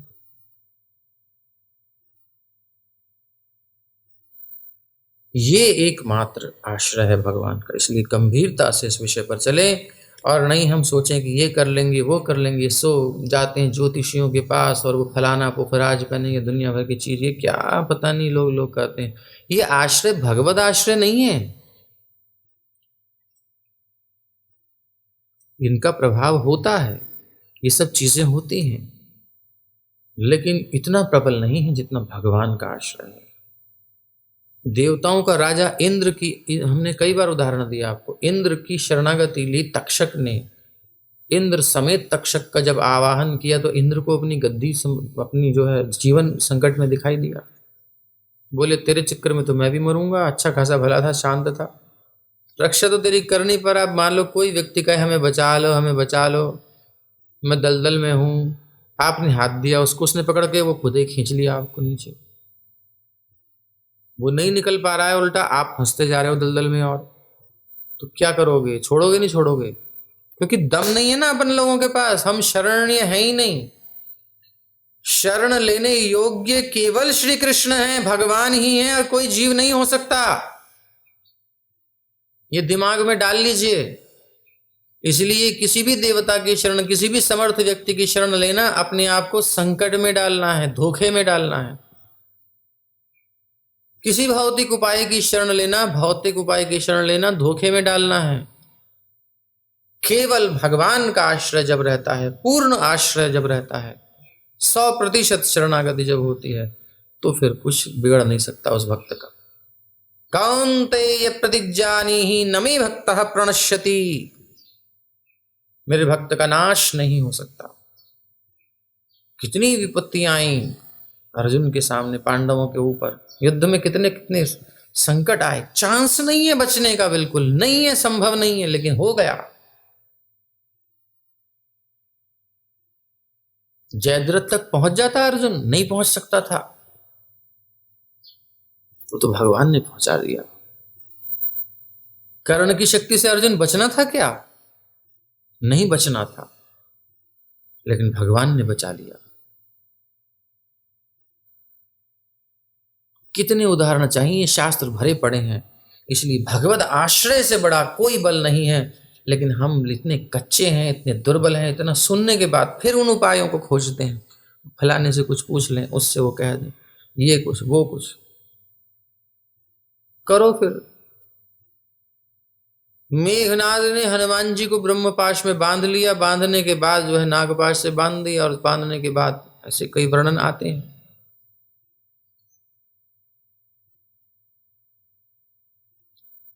तो राक्षसों ने आकर के अरे वाह वाह बंदर बन गया। अब दिखता तो है नहीं वो बंधन, क्योंकि वो मंत्रमय बंधन है। हम लोगों को तो आंखें, जो असुरों की, राक्षसों की, मूर्खों की आंखें होती हैं जो स्थूल दृष्टि से देखती हैं, सूक्ष्म उनके पास होता ही नहीं कुछ। अब वो तो सूक्ष्म बंधन है, मंत्रमय, बड़ी पावर होती है मंत्रों में। मेघनाद ने मंत्रमय प्रभाव से उनको बांध दिया। ब्रह्मास्त्र मतलब मंत्र, थोड़ी लिपटा हुआ दिखाई देगा। हनुमान जी मूर्छित हो गए, बांध दिया उनको। अब वो पाश से मुक्त कैसे हो? नहीं हो सकते, क्योंकि उन्होंने मर्यादा रखी है। हनुमान जी चाहे तो हो सकते हैं, लेकिन हो नहीं रहे। अब ये राक्षसों ने सोचा बंदर आ गया, बंदर आ गया पकड़ में, बंदर बांध लो, बंदर बांध लो। वो मूर्छित अवस्था में है, फिर बाद में जो है कहीं जाग गया तो बड़ी गड़बड़ हो जाएगी, इसलिए बांध दो बांध दो। इन्होंने फटाफट बांधना शुरू कर दिया, उसे रस्सियों से बांध दिया, जंजीरों से बांध दिया। मेघनाद ने सिर पे हाथ पीटा, हे राम। राम तो नहीं करेगा, खैर वो हे रावण करेगा, हम राम कर रहे हैं, हे राम। इन मूर्खों को पता नहीं कि ये बंधन दूसरे बंधन के साथ नहीं टिकेगा, तुरंत लोप हो गया। इसी प्रकार से शरणागति का जो बॉन्ड है ना भगवान के साथ, हमारे प्रेम का, इस समर्पण का, ये किसी और बंधन को स्वीकार नहीं करता। रहे तो इनके संबंध से कोई रहे हमारे जीवन में, हमारे चित्त में, लेकिन इनके संबंध के अलावा, इनके थ्रू, यानी ये इनका है, ये इनका, कृष्णा ये भगवान का है, ये भगवान की है, ये भगवान के हैं, इस भाव से हम किसी संपर्क रखें दोष नहीं। लेकिन इनके अलावा किसी के हमारे अंदर आश्रय है, इनको सेपरेट थोड़ा सा करके हम उस पर थोड़ा सा फोकस करते हैं तो खत्म, शरणागति का बंधन खत्म। अब आप अपने कर्मों के बंधन में पड़ गए, अब भगवत आश्रय में नहीं है आप, खत्म कहानी। इसलिए षडंग शरणागति होई वे जाहार, ताहार निवेदन सुने श्री नंद कुमार। निवेदन किसका सुनते हैं? जिसकी षडंग शरणागति होती है। ये अपने अंदर ही देखना है, मैं किसके भरोसे पर हूं। ये सब भरोसे हटाने हैं, क्योंकि हटे हुए हैं, धोखे हैं, सब धोखा है संसार में। ये करेगा वो करेगा, कोई कुछ नहीं करता है। ये सब हमारे ही कर्म हैं जो सामने खड़े हुए बैठे हुए, आने वाले हैं, जा रहे हैं, सब ये हमारे ही प्रारब्ध हैं, भाग्य हैं। किसी का कर्जा नहीं चुकाया, वो कर्जा लेने के लिए पुत्र के रूप में आ जाता है, बीमार हो जाता है, बचपन से खूब पैसा लगता है, जब प्रॉपर्टी खत्म हो जाती है उसका पैसा जो था निकल जाता है, मर जाता है। ये प्रारब्ध है हमारा, लोग नहीं समझते। और एक नया कर्म लग रचते हैं, एक नया सूत्र प्रारंभ करते हैं बंधन का। इसलिए भगवत आश्रय से बढ़कर कोई आश्रय नहीं है। ब्राह्मणी वीक्ष्य दिधितुं दिधिषुं, ब्राह्मणी ने देखा, ब्राह्मणी वीक्ष्य दिधिक्षुं दिधिक्षुं पुरुषादेन भक्षितम्, शोचन्त्यात्मानुमुर्वीशमशपथ कुपिता सती।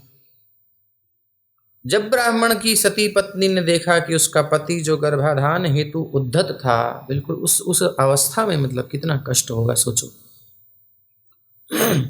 उस मनुष्य भक्षक राक्षस द्वारा खा लिया गया है, सामने ये सीन हो गया। एक तो वो डिजायर फुलफिल नहीं हुई, प्लस सामने ये दृश्य, मतलब ऐसा हो गया उसका दिमाग, मतलब पगला गई वो ब्राह्मणी। शोक और विलाप से अत्यंत संतप्त हो उठी, शोक हुआ, चिल्ला रही है, बिल्कुल बुद्धि खत्म उसकी, अब बहुत शोक हुआ। इस प्रकार उसने क्रोध में आकर राजा को शाप दे दिया। वो सती है, तुरंत शाप दिया, यस्मान् मे भक्षितः पाप कामार्तायाः पापिस्त्वया, तवापि मृत्युराधानादकृत प्रज्ञदर्शितः। अरे अल्पज्ञ पापी, क्योंकि तूने मेरे पति को तब खा लिया जब मैं काम इच्छा से उन्मुख और गर्भाधान के लिए लालायित थी, इसलिए मैं तुझे भी तभी मरते देखना चाहती हूं जब तू अपनी पत्नी के साथ संग करेगा। दूसरे शब्दों में, तू तब मारा जाएगा जब तेरी वो सिचुएशन होगी जो मेरे पति की थी। ये गुण कैसे कैसे काम करते हैं, प्रकृति से कैसे बचेंगे हम, माया से कैसे बचेंगे हम, क्या हमारी सामर्थ्य है? बताइए, है सामर्थ्य हमारी? नहीं, नहीं है सामर्थ्य। हम असहाय हैं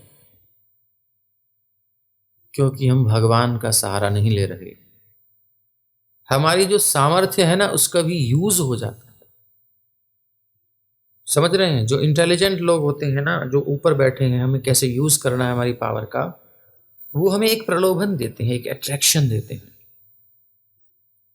हमें उस अट्रैक्शन दे करके उस क्रिया में, उसके द्वारा फिर उस क्रिया में उलझा देते हैं। आप समझ रहे हैं बात को? एक कॉलिंग आती है, हमारी डिजायर के अनुसार हमारे सामने विषय प्रस्तुत किया जाता है, फिर हम उसको प्राप्त करने के लिए उस क्रिया को करते हैं और फिर कन्विंस कर दिया जाता है कि तुम ठीक कर रहे हो। यानी हमारी इच्छा का उपयोग करके, हमारी शक्ति का उपयोग करके वो अपना काम करा लेते हैं। फॉर एग्जाम्पल, मोटा मोटा उदाहरण अगर समझे, बारीक तो बहुत बातें हो जाएंगी, सबकी बुद्धि आएगी भी नहीं, कहाँ कहाँ चल रहा है काम। लेकिन मोटा मोटा ये है कि आप जो काम करवाना हो वो करवा लेती है कंपनी, आपको स्केल हाई दे करके। बहुत हाई स्केल है तो ऐसी ऐसी जॉब लोग करते हैं, आपको समझ में आएगी कि मतलब कि जो डिओड्रेंट बनाने वाली कंपनियां हैं, वो बगलों को सूंघने के लिए बड़ी बड़ी जॉब है। मतलब बदबू आ रही है कि नहीं आ रही, एक ह्यूमन इसको करता है मेजरमेंट। विदेशों में ऐसी ऐसी जॉबें हैं, मतलब कहाँ कहाँ तक बताएं आपको क्या क्या होता है। मतलब ऐसे सड़े सड़े काम आदमी पैसे के लिए कर रहा है। आपकी एनर्जी का यूज वो अपने काम के लिए करवा रहे हैं। तो माया भी ऐसा ही है, कहाँ कहाँ सुंघाती है, कहाँ कहाँ दिखाती है, क्या क्या करवाती है। हमारी स्वतंत्रता का, शक्ति का दुरुपयोग कर लेती है। हम सोचते हैं कि हम स्वतंत्र हैं, हम कर सकते हैं, कुछ भी नहीं कर सकते कुछ। जो एरिया आपका है, हमारा है, जो स्वतंत्रता का, उसका यूज हो जाता है, मिसयूज हो जाता है, हम सिड्यूस हो जाता है, हमारा सिडक्शन हो जाता है, हो रहा है। क्यों? क्योंकि हमने अपने प्रभु को छोड़ दिया, हमने माया का संग कर लिया। तो माया तो ठगेगी, माया मतलब जो कपट। तो इसीलिए भगवान का आश्रय बहुत जरूरी है, कोई ऑप्शन नहीं है। आज नहीं कल, बहुनाम जन्म नाम अंते, जब भी ज्ञान होगा जीव को, अज्ञानी है इसलिए शरण नहीं लेता, लेकिन जब ज्ञान हो जाएगा तो ज्ञानवान माम प्रपद्यते, तुरंत चुपचाप बिना न नुकुर के भगवान के चरणों में दंडवत करेगा। हृदय से हृत वाक वपुभिर विदधन नमस्ते, हृदय से, वाणी से, मन से प्रणाम करेगा। जीवेत यो मुक्ति पदे सदाय भाग।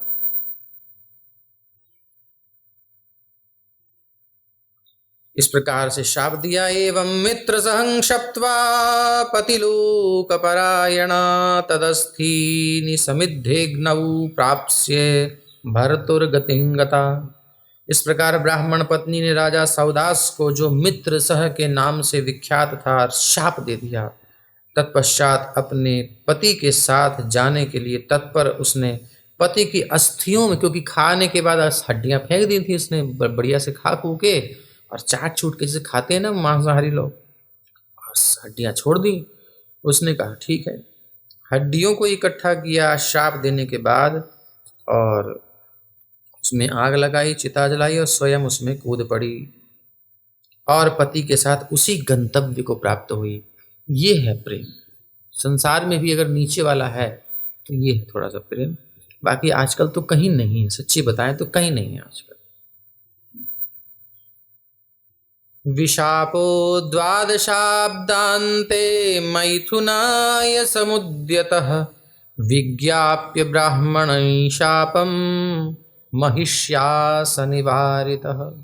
12 वर्ष के बाद जब राजा सौदास गुरु वशिष्ठ द्वारा दिए गए शाप से मुक्त हुए, यानी वो उनकी चेतना दोबारा लौटी, इसका अनुभव पता नहीं आप लोग करते हैं कि नहीं करते। कभी कभी हम मोहित से हो जाते हैं, ऐसा लगता है कोई फोर्स, मतलब बुद्धि खत्म हो गई, और कभी लगता है कि होश आया मुझे, मैंने कैसे कर दिया, कैसे हो गया। हमारे को पता होता है, समझ होती है, लेकिन फिर भी कोई होता है ऐसा ज्ञान का आवरण कि हम उसे क्रिया को कर देते हैं। बड़ा डीप है, बड़ा मतलब गंभीर जाल है। गहना कर्मणो गति, गीता में भगवान ने इस शब्द में कह दिया, गहना कर्मणो गति, इस श्लोक में, कि कर्मों की गति बहुत गहन है।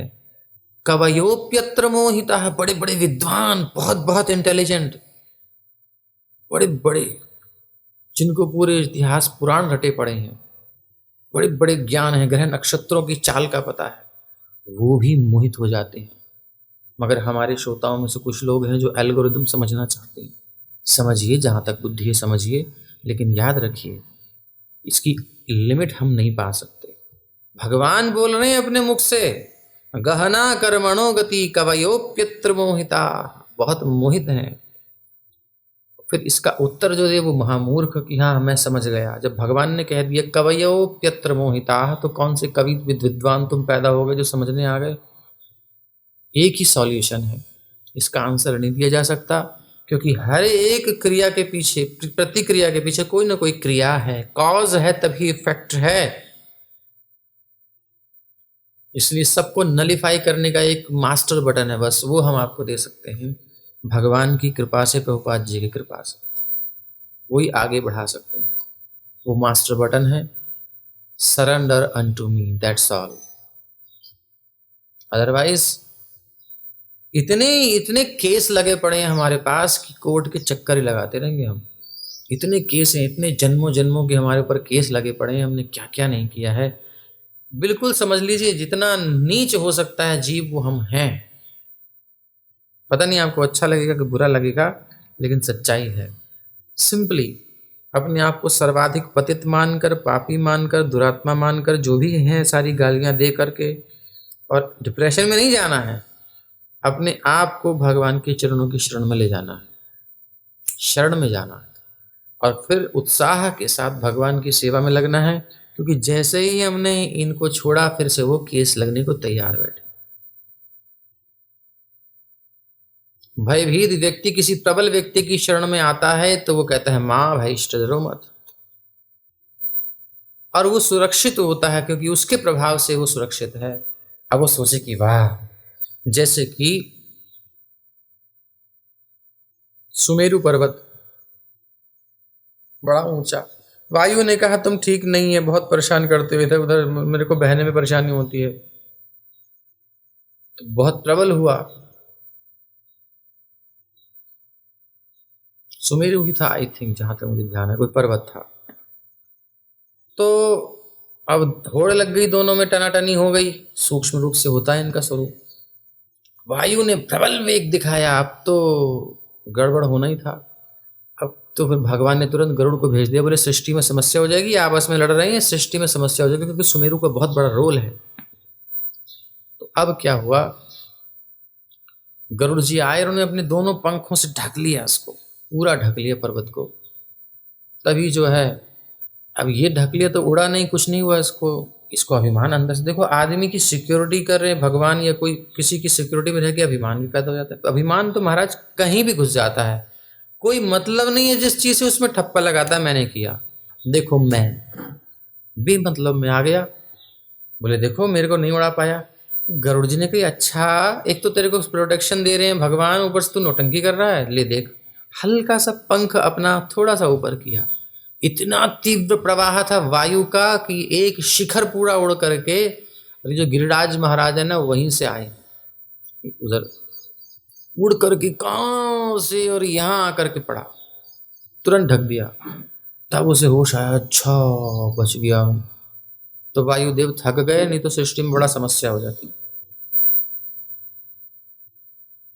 ये भगवान की सुरक्षा में हम हैं तो चल रही है गाड़ी, वरना निकलती खत्म हो जाएगी। इसलिए भक्ति, भगवान की कथा, परविंदर जी, और भगवान का नाम ये मिस ना करें, यही बचाएगा। बाकी तो कर्म इतने सड़े हैं हमारे, इतने खराब प्रारब्ध हैं कि उलझन ही उलझन है जीवन में। सुलझना है तो ठाकुर के चरणों में रहो। 12 वर्ष के बाद जब इसे होश आया, इसका ये प्रभाव नष्ट हुआ, ये दशा समझ लो, ज्योतिष के अनुसार दशा खत्म हो गई। तो वशिष्ठ द्वारा दिए गए शाप से मुक्त हुआ, तो उसने अपनी पत्नी के साथ संग करना चाहा, किंतु रानी ने, अब बेचारा कब से राक्षस बना था तो कितना समय हो गया ना, किंतु रानी ने उसे ब्राह्मणी द्वारा दिए गए शाप का स्मरण कराया। देखो पत्नी पहले इसको बचाया, उसने हेल्प की थी, मतलब आगे पढ़ने से बचाया है, ये समझ रहा है। अब इस होश में आया तो वेट कर रही है कि जब राक्षस से मनुष्यत्व को प्राप्त करेंगे फिर मैं इनके साथ रहूंगी। तो लेकिन जब आया तो फिर समझाया, देखो ऐसे शाप मिला है आपको, ऐसा कुछ मत सोचो, अब ये भावना मन से निकाल दो, रोक दिया। अत ऊर्ध्वं सतत्याज स्त्री सुखं कर्मणा प्रजा वसिष्ठस्तदनुज्ञातो मदयन्त्यां प्रजामधात। इस प्रकार आदिष्ट होने पर राजा ने, आदिष्ट मतलब एक तरीके से आदेश ही दे दिया, रानी ने बड़ी फोर्सफुली कहा, नहीं राजन ये नहीं हो सकता, मुझे आपके प्राण प्यारे हैं, मुझे सुख नहीं चाहिए, बड़ी प्रबलता से कहा, आदेश जैसा ही किया। तो आदिष्ट होने पर राजा ने भावी इस सुख का त्याग कर दिया और भाग्यवश निस्संतान रहा। कितना कष्ट हो रहा होगा, उन फीलिंग्स को सहना ही पड़ा। तो कभी कभी हम न चाहते हुए भी उन क्रियाओं को करते हैं जो अगर सहजता से कर लें तो आनंद आ जाए, अर्थात भगवान की सेवा में आने के लिए हमें कुछ वेगों को सहना होता है। वाचु वेगम, मनसः क्रोध वेगम, जिह्वा वेगम, उदर उपस्थ वेगम, ये 6 वेग जो होते हैं इनको सहना होता है। वाणी के बहुत कुछ बोलने का मन करता है लेकिन सब कुछ थोड़ी बोलने का। ये मेरे तो ना दिल में जो आते हैं मैं बोल देती हूँ, जी हाँ मैं साफ दिल की हूँ। खाक साफ दिल की हूँ, दिल किसका साफ है बिना भक्ति, बिना भजन के, बिना भगवान के आश्रय के, बताओ। इसलिए हर एक नहीं बोलना, क्योंकि गड़बड़ भी है अंदर। साफ दिल जब हो जाएगा तब फिर बात ही अलग होगी, अभी नहीं है। इसलिए वाणी के वेग को नियंत्रण करना है, मन से है, मन की मांगों को भी रोकना है, अंदर ही अंदर खत्म करना है कि नहीं ये नहीं करना, ये गलत है, शास्त्र सम्मत नहीं है। क्रोध वेगम, क्रोध वेग आता है, कामना पूरी नहीं हो रही, क्यों नहीं हो रही, तो क्रोध रोकना है। मनो क्रोध वेगम, इस प्रकार से एतान वेगान यो विषहेत धीरः सर्वामपि माम पृथ्वीम सशिष्यात्। वो ही संसार में किसी को कुछ दे सकता है, वरना तो वो लेने वाला ही बना रहेगा, क्योंकि वेगों के वश में है, वो चाहता है, वेग भोगना चाहते हैं। तपस्या करनी पड़ेगी और ये होगा भगवान के आश्रय से ही, ऐसे संभव नहीं है। अंत में राजा की अनुमति से ऋषि वशिष्ठ ने मदयंती के गर्भ से एक शिशु उत्पन्न किया। तो ये जो प्रथा है ये आज भी प्रारंभ है, पहले दूसरी विधि से, आज दूसरी विधि से कर रहे हैं, लेकिन पहले जो बीज दिया जाता था सर्वसम्मति से। आजकल जो बीज होता है ना वो किस संस्कार वाला है, कितनी सड़ी भावना से उसने बीज उत्पन्न किया है, बिजनेस कर रहा है, कितना वीक बीज है, कुछ नहीं पता। आजकल के जो लोग कर रहे हैं व्यवस्थाएं कि वो बीज किधर से आया है, उसके पिछले संस्कार क्या है, डीएनए क्या है, उसका क्या जा रहा है क्या नहीं है, वो तो बस प्लांट कर देते हैं, बोले हमारे हिसाब से हेल्दी है, अच्छा है, ये फॉरेनर का है, ये इसका है, उसका बीज इकट्ठे करते रहो तुम लोग मूर्खों, उसके पीछे नहीं जा रहे कि क्या संस्कार है। तो ऋषि का बीज है और उससे शिशु उत्पन्न हुआ। सा वै सप्त समागर्भमभिभ्रन्न, सा वै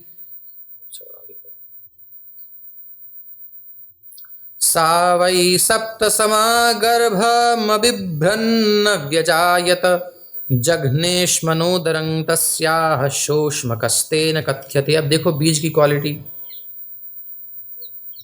मदयंती 7 वर्षों तक बालक को गर्भ में धारण किए रही और उसने संतान को जन्म नहीं दिया।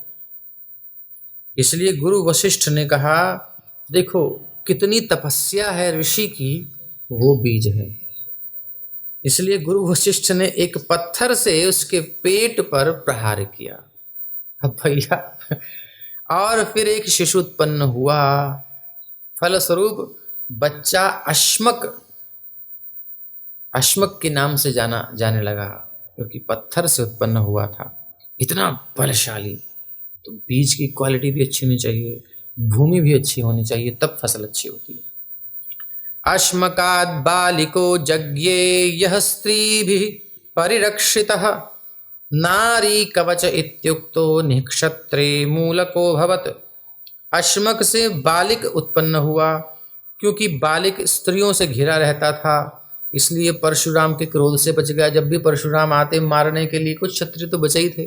परशुराम जो अच्छे क्षत्रिय थे वो तो छोड़ दिए थे परशुराम ने, लेकिन जो दुष्ट क्षत्रिय थे उनको मारना आते थे, तो उसमें कभी कभार छोटे मोटे भी आ जाते थे। तो ये जो था, ये परशुराम जी का कभी क्रोध बहुत अधिक हो गया तो बाकी थोड़ी सी को होता है, कटिंग करते करते कुछ ज़्यादा भी कट जाता है, हो जाता है। तो ऐसे मान लो, तो ये महाराज जब आते तो ये बच जाते। कैसे बोले, स्त्रियों से घिरे रहते हमेशा, स्त्री पर जो है परशुराम प्रहार नहीं करते तो ये बच जाते। तो परशुराम के क्रोध से बच गया। नारी कवच नाम पड़ा, जिसकी रक्षा नारी रूपी कवच के द्वारा की गई हो, तो माताएं रक्षा करती हैं।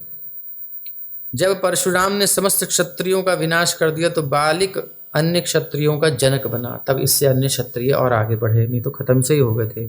इसीलिए वह मूलक भी कहलाता है, अर्थात क्षत्रिय वंश का मूल जाना जाता है। ततो दशरथस्तस्मात् पुत्र एडविडिस्ततः राजा विश्वसहो यस्य खट्वांगश्चक्रवर्त्यभूत। बालिक का पुत्र दशरथ हुआ, दशरथ का पुत्र एडविडी तथा एडविडी का पुत्र राजा विश्वसह हुआ। विश्वसह के पुत्र सुप्रसिद्ध महाराज खट्वांग थे, जो कि आपने सुना था ना, परीक्षित को सुखदेव जी ने परीक्षित महाराज को ढाढ़स बंधाया था, राजन तुम तो 7 दिन लेकर के बैठे हो, वो तो एक मुहूर्त में काम हो जाता है। खट्वांग महाराज ने तो कुछ क्षण में ही भगवत प्राप्ति कर ली थी, तुम्हारे पास तो 7 दिन है। तो वो खट्वांग की बात यहाँ आ रही है। यो देवैरर्थितो दैत्या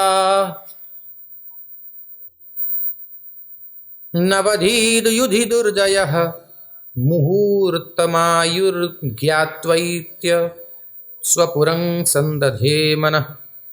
राजा खट्वांग किसी भी युद्ध में अजेय थे। असुरों के विरुद्ध युद्ध करने के लिए देवताओं द्वारा प्रार्थना करने पर उन्होंने विजय प्राप्त की और देवता प्रसन्न होकर उन्हें वर देना चाहते थे। तब राजा ने उनसे अपनी आयु के विषय में पूछा। इंटेलिजेंट पर्सन, इसको देखो कितना सुंदर, एक एक बड़ा सुंदर क्लू मिल रहा है हमको। क्या युद्ध किया देवताओं के पक्ष से, देवताओं ने कहा वरदान मांगिए, हम प्रसन्न हैं। अब देखो, कोई ये कौन सोच सकता है, थोड़ा इस पर विचार करना, कितने जागृत होंगे ये राजा जो स्वर्ग की धरा पर गए हैं। हम सोच नहीं सकते स्वर्ग का ऐश्वर्य, सोच भी नहीं सकते वहां क्या फैसिलिटीज हैं, क्या ऐश्वर्य है, वहां का क्या सुख है। उस वातावरण में, उस धरती पर ये सशरीर पहुंचे हैं और बल्कि उनको ऋण करना चाहते हैं, मतलब वो इनके ऋणी है देवता, उनके अधिकार में एक तरीके से, क्योंकि उनके द्वारा उनको जीवन मिला, उनको जीत मिली है, राज्य उनको प्राप्त हुआ। कितना एहसान मानेंगे देवता उस अवस्था में, और राजा होकर के, इतने बलशाली होकर के, लेकिन कितने जागृत है महाराज खट्वांग। मैं तो आश्चर्य करता हूं, उस बात को सोच रहा हूं अभी। तो उस अवस्था में कितने युद्ध का वातावरण हुआ होगा, उससे विजय प्राप्त हुई होगी। जीत का एक अलग ही प्रभाव होता है, जितनी बड़ी जीत, भाई आदमी यहाँ कहीं जीत जाए एक देश दूसरे देश पे, अरे भाई ब्रह्मांड में, स्पेस में, ऑल ओवर द वर्ल्ड जाएगी मैसेज, तुरंत 1 घंटे में वायरल हो जाएगा, सब दुनिया में पहुंच जाएगा 1 घंटे के अंदर, गारंटी से कह रहा हूं। ऐसी कोई बात हो जाएगी भी पूरे स्पेस को जीत लिया किसी ने।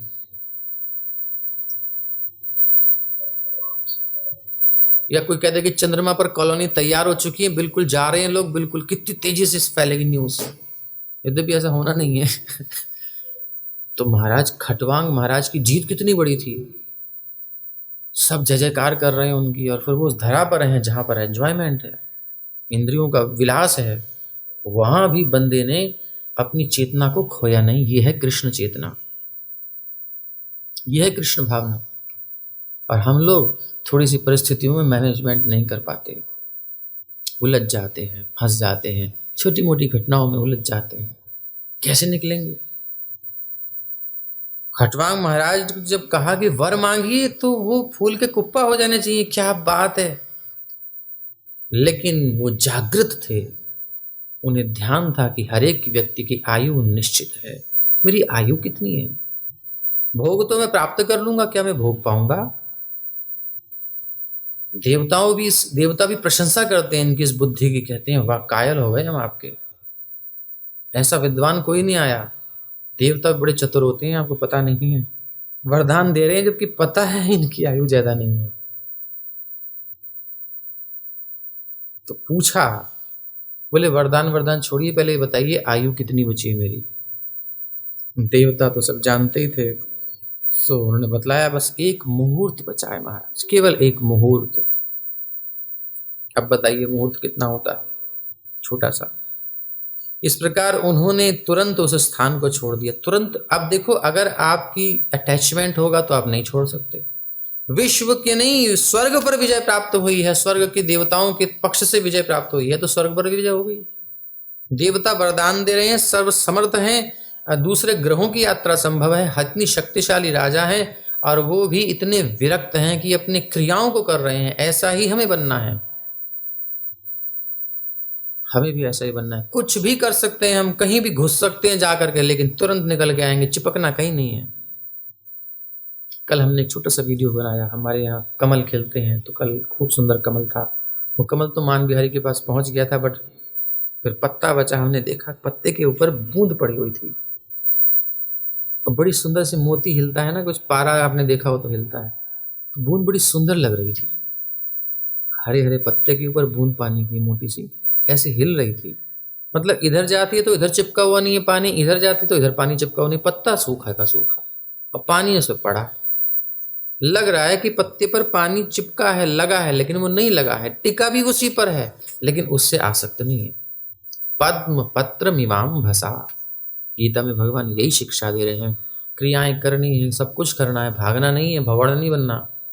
जो कर्तव्य कर्म हमें मिले हैं प्रारब्धवश, हम नहीं तो किए हैं इकट्ठे, सो उसको डील करना है, लेकिन भगवत आश्रय से चिपकना है, श्री कृष्ण से, और काम करना है संसार में। कर कर से कर्म करहु विधि नाना, मन राखहु जहाँ कृपा निधाना। अटैचमेंट केवल कृष्ण से रखना है, चिपकना वहां है।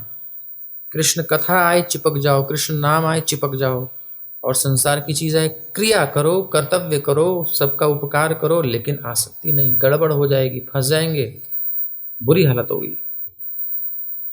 तो ये जागृत हैं। पूछ लिया कितनी आयु है, एक मुहूर्त है, तुरंत उन्होंने देर नहीं लगाई। और नहीं तो यार ये सारा स्वर्ग, ये सारा संसार, महाराज ये कहना आसान है, बोल तो दिया हमने, लेकिन कहना आसान है, बहुत कठिन है करना। कुछ अनुभूतियां तो हुई होती हैं हर एक को, आपको भी हुई होंगी। कभी ऐसी सिचुएशन आई हो कि लगता है कि बस अब प्राण निकलने वाले हैं, अब तो कुछ बचेगा नहीं, निश्चित हो गया। उस क्षण में हमारी चेतना क्या कहती है, उस क्षण संसार की सच्चाई दिखा देती है। वो पॉइंट कभी आना चाहिए, भगवान करे सबके जीवन में आए, लेकिन मरे ना, है ना, ताकि दोबारा जीवन मिलेगा तो फिर आप कुछ कर सकते हो। आती है, मैं तो कहता हूं सबके जीवन में आती है, ऐसा कोई नहीं होगा, ये इस भगवान सबको दिखाते हैं। लेकिन समस्या क्या है, हम भूल जाते हैं, बहुत जल्दी भूलते हैं, माया का बड़ा पर्दा है। उस क्षण, जिस क्षण लग रहा है कि अब जा रहे हैं प्राण, अब मुझे लगता है कि नहीं बचने वाला, नहीं बचने वाली, तो कैसा लगता है। सपने में तो खैर जिसको होता होता हो, लेकिन रियल में ऐसा होता है, जागृत में, हम जागृत की बात कर रहे हैं। मृत्यु के मुख से निकल के कभी आए हो ना, उस समय दिखता है कि यार ये संसार मतलब सब छूट जाएगा, ये मतलब क्या है, क्या एकदम से सन्नाटा हो जाता है, बड़ा बड़ा अजीब सा लगता है कि ये क्या, मतलब कुछ नहीं, कुछ भी नहीं। इवन ये बॉडी भी मतलब अलग दिखाई देती है, तो पता चलता है कि चेतना का स्तर कहाँ पर है। अगर आसक्त होंगे तो वहीं का ध्यान रहेगा मरते हुए भी, और अनासक्त होंगे प्रसन्नता से, ठीक है तो छुटा ही हुआ था पहले से, मुझे पता था, अब क्लियरिटी आ गई सामने, तुरंत भगवान से प्रार्थना चालू हो जाएगी अंदर ही अंदर। वो करनी नहीं होती एक्चुअली, उस क्षण में प्रार्थना करी नहीं जाती, कोई प्रैक्टिस से नहीं कर सकता। वो तो हमें साधन अवस्था में इतना डीप ले जाना है, इतने अंतःस्थल में, तहों में नीचे ले जाना है, जहां पर ज्यादा भावना रहती है, जहां पर ये आसक्ति टिकती है। जहाँ बुद्धि काम न करे, वाणी काम न करे, कोई क्रिया काम न करे, लेकिन अंदर से जो कुछ होता है ना, जो जो एक बेचैनी जहाँ होती है, जहाँ कुछ छटपटाहट होती है, वहाँ कृष्ण को बसा लेना। फिर हम न चाहेंगे, ना करेंगे, कोई प्रारब्ध होगा, कुछ भी होगा, लेकिन अंदर से निकल के आएगी पुकार, जैसे गजराज की निकल के आई। उसे थोड़ी पता था क्या भगवान क्या नहीं हो, तो हाथी की योनि में था, लेकिन निकल के आई, अंदर से फोर्सफुली निकल के आई, फाउंटेन, लाइक ए फाउंटेन। उसने भी देखा ये कहाँ से आ गया, पूर्व स्मृति आ गई उसको, और भगवान की प्रार्थना हुई, भगवान ने रक्षा कर ली। महाराज वो चीज होनी चाहिए, तभी काम बनेगा, नहीं तो ऐसे तो कहने वाले हम जैसे बहुत घूम रहे हैं और सुनने वाले भी बहुत घूम रहे हैं हम जैसे। इसलिए तुरंत इन्होंने उस पोजीशन में और तुरंत त्याग दिया उस स्थान को, स्वर्ग को त्याग दिया, क्योंकि वहां भजन के अनुकूल बिल्कुल नहीं है। इसलिए ज्यादा सुविधाओं के बीच में ना रहना चाहिए जब तक सिद्ध ना हो, बचना चाहिए, क्योंकि वो हमारा एनर्जी कंज्यूम करेंगी, हमारा माइंड का एक हिस्सा भी यूज करेंगी, आसक्ति कराएंगी। और अपने घर में आ गए, यानी कि पृथ्वी पर आ गए, राज्य में, जहां उन्होंने अपना मन पूर्ण रूप से श्री भगवान के चरण कमलों में लगा दिया, पूर्ण रूप से। मुहूर्तमायुर ज्ञात्वा ऐत्य स्वपुरम संदधे मनः, हो गई मुक्ति, खत्म बात। यह है, इतनी देर लगनी है मुक्त होने में, कोई टाइम नहीं है, क्षण का काम है, केवल चेतना पूरी भगवान में हो, शरीर छूट जाए, बात खत्म। इतने से एक टाइम के लिए इतना लंबा प्रोसेस है, पूरी लाइफ डिवोट करनी पड़ेगी, और वो भी सिंसियरली करनी पड़ेगी, तब होगा काम, नहीं तो फिर नेक्स्ट लाइफ तैयार है, कोई समस्या नहीं है। भगवान गीता में कह रहे हैं, मय्यासक्त मनाः पार्थ योगं युञ्जन् मदाश्रयः। मई आसक्त मना, अटैचमेंट कर लो, चिपक जाओ, महा आसक्त हो जाओ, महाकामी हो जाओ भगवान के प्रति। भगवान कह रहे हैं चिपको यार, मेरे साथ चिपको, जितना चिपकना है, कौन मना कर रहा है। मई आसक्त मनाः पार्थ योगं युञ्जन मदाश्रय, मुझ पर डिपेंड हो जाओ, मद आश्रय, मेरे आश्रय में आ जाओ, फिर तुम्हारी माया कुछ नहीं बिगाड़ सकती तुम्हारा, घुमाओ माया में, कुछ नहीं कर सकती, बस चिपकना भगवान से। लेकिन अपन लोग कथा में होते हैं, कथा सुनते, लेकिन चिपकते कहीं और, ये बड़ी समस्या है महाराज, कैसे होगा उद्धार। इसलिए पवित्र नाम का जप और भगवान की महिमा का प्रचार, ये अनुराग आसक्ति कहलाती है। मनुष्य को चाहिए कि जीवन के प्रारंभ से ही भक्ति योग अभ्यास करे, बच्चों से शुरुआत करवा दे, जिससे भगवान श्री कृष्ण के प्रति अनुराग बढ़े। बचपन का प्यार मेरा भूल नहीं जाना रे, ये गाना भेजते रहते हैं।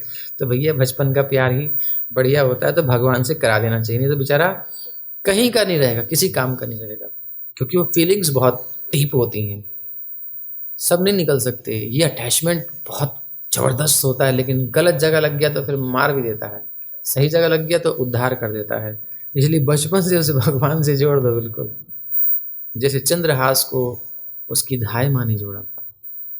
माँ मर गई, पिता का वध हो गया, राज्य शासन सब छिन गया, नौकरानी ने अपने बच्चे के बलि दे करके राजा के बच्चे को बचाया।